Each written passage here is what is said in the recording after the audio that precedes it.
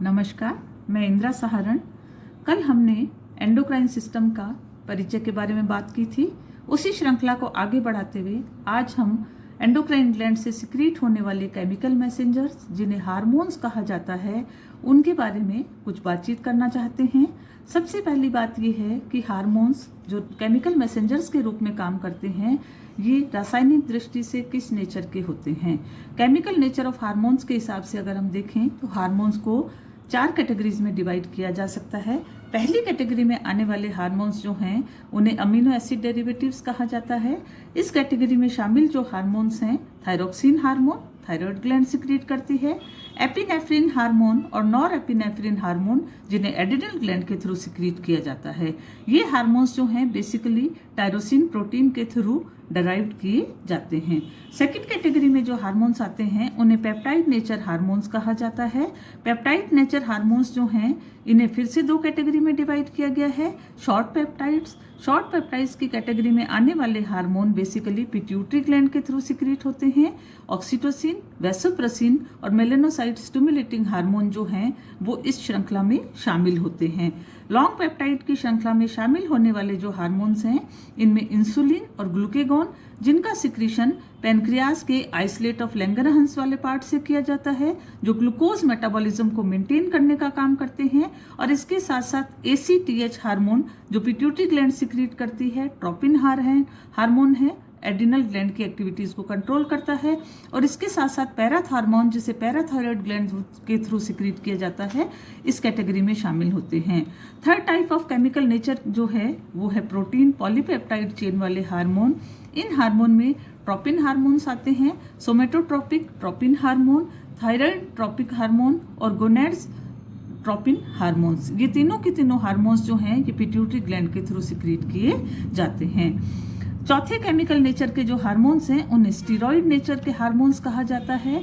Steroid nature के जो hormones हैं ये बेसिकली कोलेस्ट्रॉल के थ्रू डराइव्ड होते हैं। और इस कैटेगरी में सेक्स हार्मोन्स यानी कि टेस्टिस से सिक्रीट होने वाले हार्मोन्स, ओवरी से सिक्रीट होने वाले हार्मोन्स और इसके साथ साथ एड्रिनल ग्लैंड के कॉर्टेक्स रीजन से सिक्रीट होने वाले हार्मोन्स जिन्हें एड्रिनोकॉर्टिकोइड्स कहा जाता है वो शामिल होते हैं।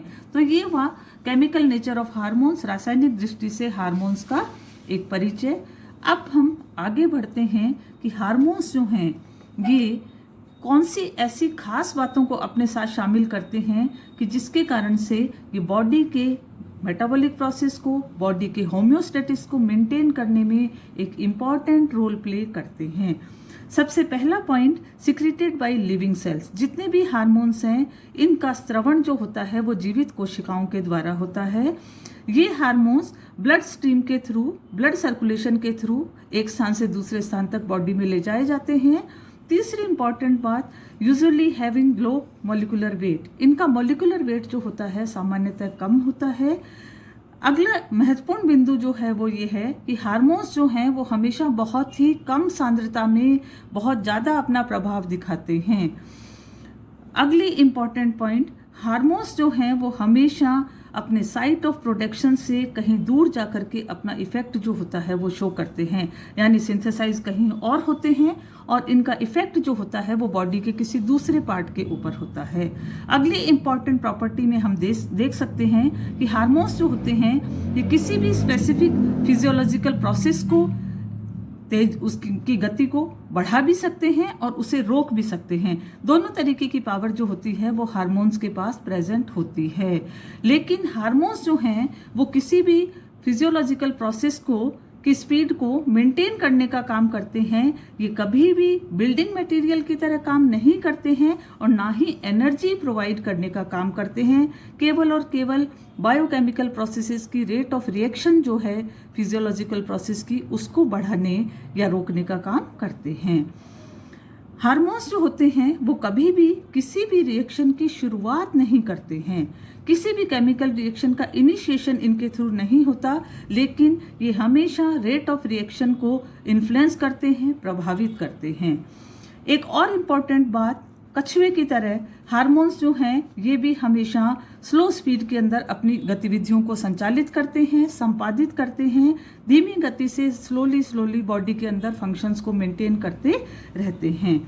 अगला जो इम्पॉर्टेंट पॉइंट है, वो ये है कि हार्मोन्स जो होते हैं वो हमेशा अपना प्रभाव जो होता है वो किसी दूरी पर स्थित प्रभावी अंग के ऊपर अपना शो करते हैं, जिसे टारगेट ऑर्गन या लक्ष्य अंग कहा जाता है। यानी कि हार्मोन्स बॉडी के किसी भी पार्ट में सिंथेसाइज हो रहे हों, उनका लक्ष्य अंग जो होता है वो निर्धारित होता है और वो अर्जुन की आंख की तरह हमेशा टारगेट ऑर्गन पर ही जाकर के अपना इफेक्ट दिखाते हैं। बॉडी के रिमेनिंग जो ऑर्गन्स होते हैं उन पर इनका कोई प्रभाव नहीं होता है।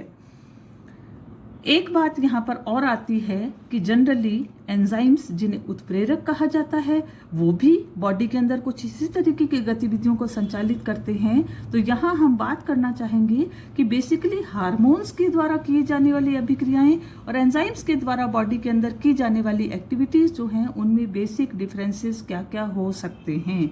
सबसे पहली बात, हार्मोन्स जो होते हैं केमिकल नेचर के हिसाब से, जैसे हमने पहले पढ़ा, वो प्रोटीन, पेप्टाइड या स्टीरॉयड नेचर के हो सकते हैं, लेकिन एंजाइम्स जो होते हैं वो ऑलवेज कॉम्प्लेक्स प्रोटीन्स होते हैं।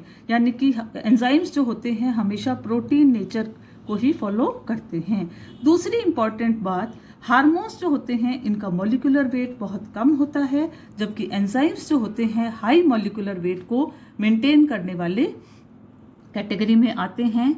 हार्मोन्स जो होते हैं वो इजीली सेल मेम्ब्रेन के थ्रू डिफ्यूजन या विसरण की प्रक्रिया के द्वारा कोशिका के अंदर प्रवेश करके रेट ऑफ रिएक्शन को इन्फ्लुएंस कर सकते हैं, लेकिन एंजाइम्स के पास ये क्षमता नहीं होती है, वो नॉन डिफ्यूजेबल होते हैं।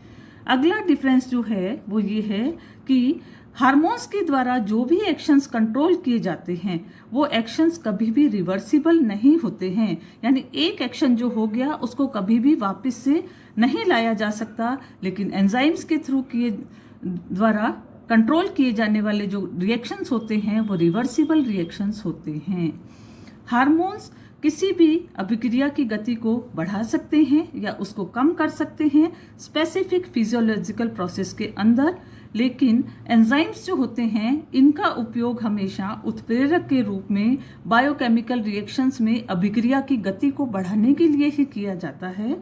और लास्ट इम्पॉर्टेंट पॉइंट, हार्मोन्स जो हैं जनरली स्लोली धीमी गति से अपना एक्शन शो करते हैं, कभी कभी ये तेज गति से अपना प्रभाव भी दिखाते हैं, लेकिन एंजाइम्स या उत्प्रेरक जो होते हैं उनकी गति जो होती है, रिएक्शन का जो रेट होता है वो हमेशा बहुत तेज होता है और वो बहुत क्विकली अपना रिस्पॉन्स जो है वो शो यहाँ पर करते हैं।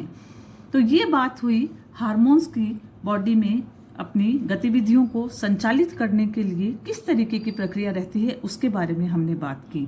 अब मैं यहाँ शॉर्ट में एक बात और डिस्कस करना चाहूँगी। जैसा कि हमने कल भी बात की थी, हमारे शरीर की समस्त क्रियाविधियों को नियंत्रित करने के लिए हमारी बॉडी का जो कोऑर्डिनेटिंग सिस्टम होता है वो तंत्रिका तंत्र या नर्वस सिस्टम होता है, जिसमें ब्रेन और ब्रेन के साथ एसोसिएटेड बहुत बड़ा नेटवर्क जो है नर्व्स का वो यहाँ पर काम करता है।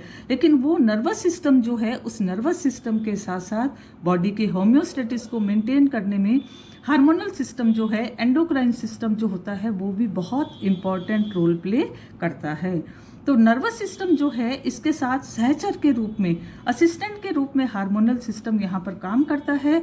दोनों के काम करने के जो तरीके हैं, दोनों का उद्देश्य एक ही है, बॉडी की फिजियोलॉजी को मेंटेन करना, लेकिन काम करने के तरीके में थोड़ा सा अंतर यहाँ पर होता है, उसके बारे में हम बात करना चाहेंगे। पहली बात, हार्मोन सिस्टम जो होता है वो हमेशा केमिकल मैसेंजर्स के रूप में अपनी सूचनाओं को संप्रेषित करता है, जबकि नर्वस सिस्टम जो होता है वो हमेशा इलेक्ट्रिकल सिग्नल्स के रूप में सूचनाओं का संप्रेषण करता है। दूसरी इंपॉर्टेंट बात, एंडोक्राइन सिस्टम के हार्मोन्स के थ्रू सूचनाएं हमेशा ब्लड स्ट्रीम या ब्लड सर्कुलेशन के थ्रू जाती हैं, जबकि तंत्रिका तंत्र की सूचनाएं जो होती हैं वो हमेशा नर्व फाइबर्स के थ्रू एक स्थान से दूसरे स्थान तक यात्रा करती हैं। और तीसरा इंपॉर्टेंट पॉइंट, हार्मोन्स जो होते हैं वो धीमी गति से चलते हैं, लेकिन इनका प्रभाव जो होता है वो बहुत लंबे समय तक रहता है। नर्वस सिस्टम के यहाँ पर जो मैसेंजर्स होते हैं उनकी ट्रैवलिंग रेट जो होती है वो बहुत तेज गति से होती है, लेकिन सामान्यतः उनका इफेक्ट जो होता है वो बहुत छोटे समय के लिए होता है। तो ये हुई बात एंडोक्राइन सिस्टम से सिक्रीट होने वाले हार्मोन्स और नर्वस सिस्टम की तंत्रिकाओं की क्रियाविधि की। और इसी के साथ आज का ये हार्मोन्स का डिस्कशन हम यहाँ समाप्त करते हैं। इस बारे में आपकी कोई क्वेरीज हो तो आपका स्वागत है। कल इसी श्रृंखला को हम आगे बढ़ाएंगे एंडोक्राइन सिस्टम के कुछ और इम्पोर्टेंट पॉइंट्स को लेकर के। धन्यवाद।